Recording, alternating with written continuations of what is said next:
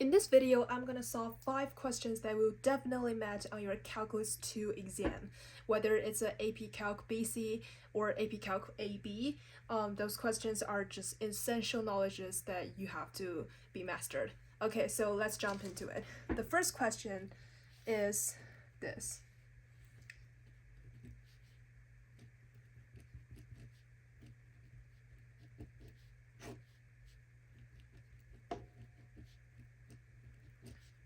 Okay, so we're asked to find the limit as x approaches infinity and of this expression. So how are we going to do it? The simplest way is to expand both up and bottom out. So the new limit expression will be like this. 6x minus 2x squared minus 3 plus x divided by x squared plus 3x minus 3. Okay, and just keep simplifying it. So it will become oh, you know what? At this point, because we're asking to find like x approaches infinity, so we're only comparing bottom and up like with their highest degrees coefficient. So the upper expression has the highest degrees with the coefficient of -2, right?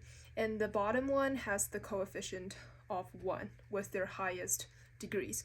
So you just use -2 divided by 1, and then this will becomes the limit as x approaches infinity with the original expression. This will be the answer. Okay, so the first one will be -2. Okay, let's move on to the second one. The second one is ask you to find the integral of 1 over x squared. So how are we going to do it? Well, you can change it to x to the -2 first, dx.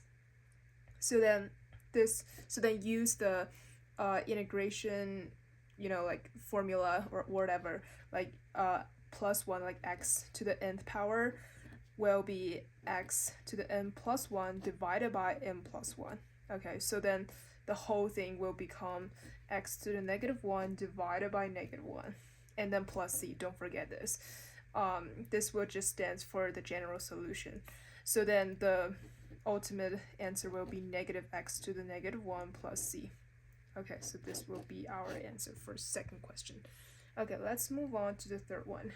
The third one is if f of x is equal to x minus 1 times x squared plus 2 to the third power, then ask you to find f prime of x is equal to what? Okay, so how are we going to do this? For this one, you can just simply use the multiplication rule and the chain rule.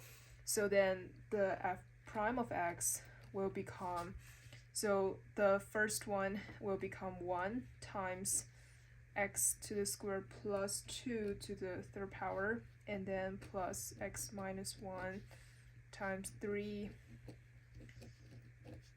Okay, and don't forget the chain rule here, right? Okay, so keep simplifying it, will become this. And 3 times 2x will just be 6x. So then this will be this. Okay, and then we can have some common factors out, right? So those I can see that they both have x to the square plus 2 to the overall to the second power. So I can factor this out, and then I can multiply the rest out.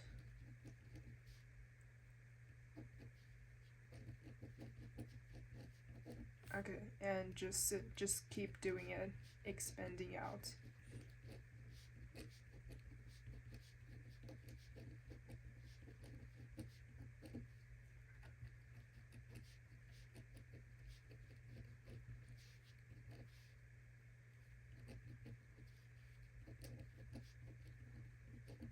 Okay, so this you can try to keep simplifying or like group common factors or like moving it to factor form, but I think this is the simplest form already, so this will be our final answer. Okay, so next one.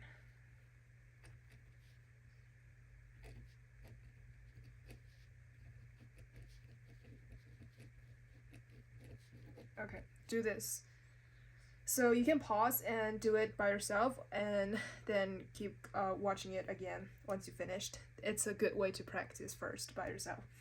So for this one, we can use the u sub as our simplest way. So you can make u is equal to, I think 2x will be simpler.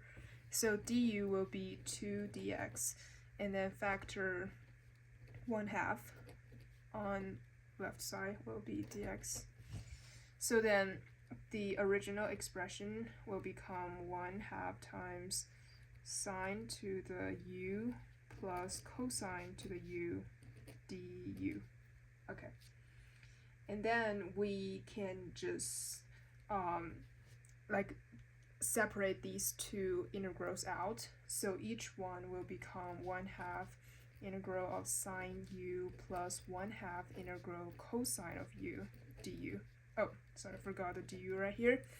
And then simplify both. So remember that integral of sine u will be 1/2 times negative cosine x plus cosine u plus c. So I will put a negative right here. This will become cosine of u plus c. But I can actually write the c later because, you know, like after you group, well, actually I can write it right here, and I'll show you later what I mean by grouping the common c's. And then the integral of cosine of c will just be 1/2 times sine of u plus c. Okay, so you can notice that there's 2c right here. What we can do is that because these 2c's are just natural numbers, it is not a factors or something, and it's not a variable, so we can just simply group them together to become a big C at the end. And we can like plug the 2x for u back into the expression, which will let our answer become like this. Okay, so yeah, I think this is our simplest form, so this will be our answer. Yep. Okay, so let's move on.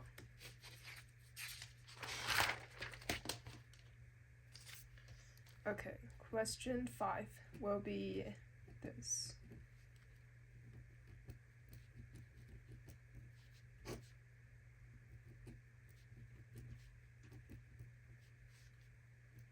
Okay, it asks you to find the expression of this whole thing, to find the limit of this as x approaches 0. So, like this one, like be sure to notice the difference with our previous one. I think it's the first one, which it asks you to find as the x approaches infinity. Well, this one is not, so we have to do something different in here. So I think the quickest way to do this is to keep simplifying first. So then the whole thing will become limit as x approaches 0. Factor x squared on the upper expression first, and then factor x squared 2 on the bottom. Okay, so we can see that these two x squared are just canceled. So then the whole thing will just becomes this 0.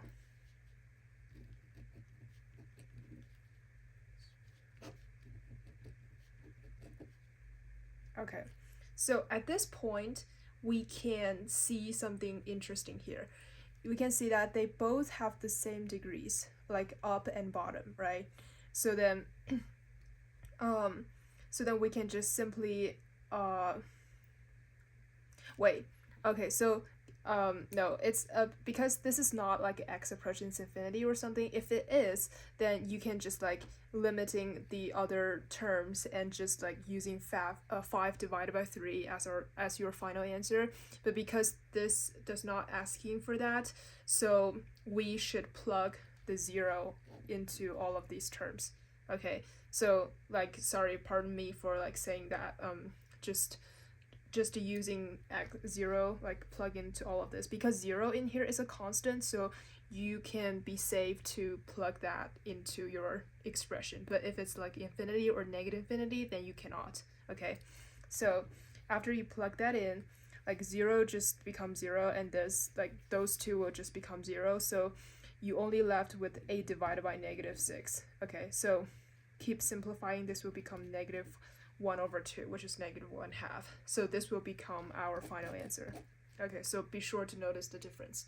Okay, so those are 5 questions that I think it will like just be essential knowledges for you to master on your next exam, like in finals or like AP test or something for Calc 2. So thank you so much for watching, and I'll see you next time.